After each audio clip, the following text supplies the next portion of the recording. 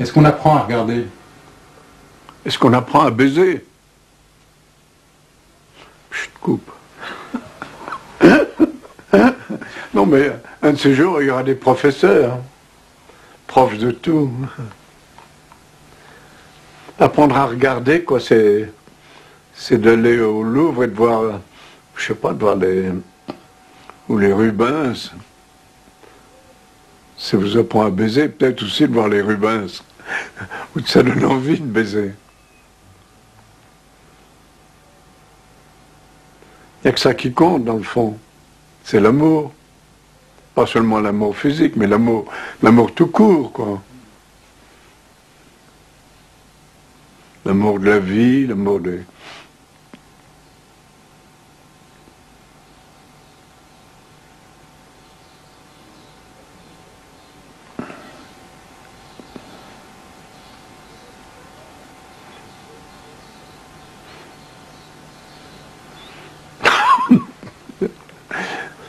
Volons-nous. Pourquoi choisir cette photographie? Parce qu'elle exprime de façon simple et bien entendu tout à fait involontaire l'essentiel de Cartier-Bresson. D'autres que lui auraient demandé au petit garçon de marcher sur les mains et l'auraient alors photographié, pour le contraste entre cet instant d'une vie et ces montagnes dans la lumière, qui sont de l'intemporel. En cette occurrence, c'est évidemment l'enfant qui, par amusement de voir des étrangers sur la route, a spontanément exprimé sa joie. Et Henri était là pour danser avec lui, son Leica étant son corps, son sentiment, son esprit. Et la photo, sa façon de partager ce défi jeté ironiquement, joyeusement, à la pesanteur. Comprenons qu'il y a quelque chose de douloureux dans cette allégresse de l'enfant grec sur la route. Nous savons, et il sait, qu'en son acte même, il exprime ce qu'il y a en lui de transitoire. La vie bientôt le rattrapera pour l'empêcher de marcher sur les mains. Sa souplesse même rappelle que la jeunesse n'a qu'une heure. Et c'est précisément de toute inquiétude que ce geste brusque fait fi, par fidélité à une joie qu'il y a aussi dans la vie, qui en est peut-être la vérité, qui en tout cas en constitue la beauté. Et c'est ce défi que Cartier-Bresson comprend d'instinct, parce qu'il l'a fait sien de toujours. C'est à ce défi qu'il contribue en prenant joyeusement sa photographie. Ne fait-il pas que passer lui-même dans ce lieu qui n'est pas le sien? Ne ressent-il pas qu'il n'y ait qu'une ombre?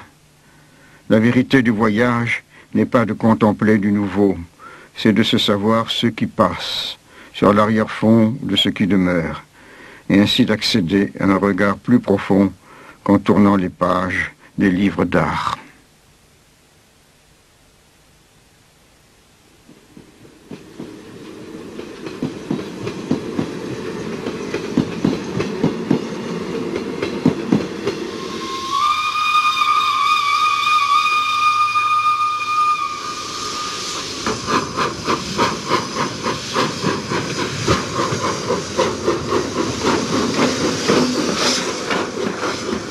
J'aime pas les voyages, j'aime pas ça.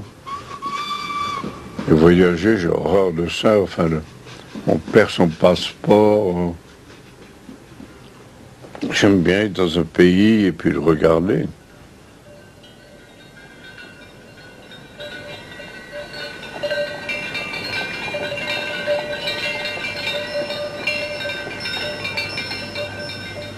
J'ai passé tout de même 3 ans en Orient sans rentrer en Europe.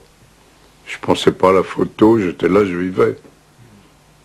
Je vivais, puis j'enregistrais avec un appareil de photo. Je voyais même pas le résultat, j'envoyais mes films à Paris ou un laboratoire à Bombay, puis je voyais pas le résultat, ça m'était égal.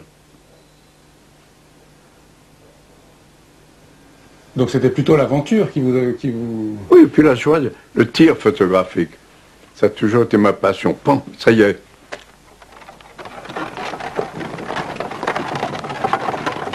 J'avais montré ça à Gandhi. Il me dit, quel est le sens de cette photo, alors? Je lui dis, Claudel, enfin, c'est un grand poète catholique.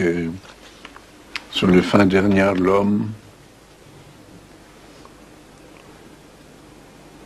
Il passe devant un corbillard en louchant un peu comme ça. Et Gandhi a dit « Ah, la mort, la mort, la mort », 3 fois. Puis il a refermé le livre.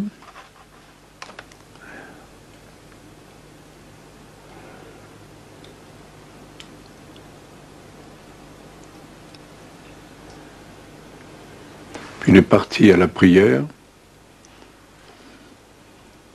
Puis il était tué.